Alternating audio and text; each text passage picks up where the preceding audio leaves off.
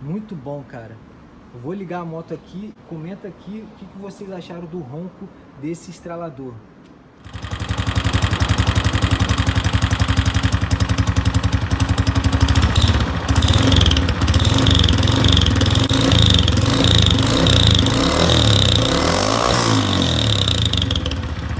E aí, rapaziada, o que vocês acharam? Conta pra mim.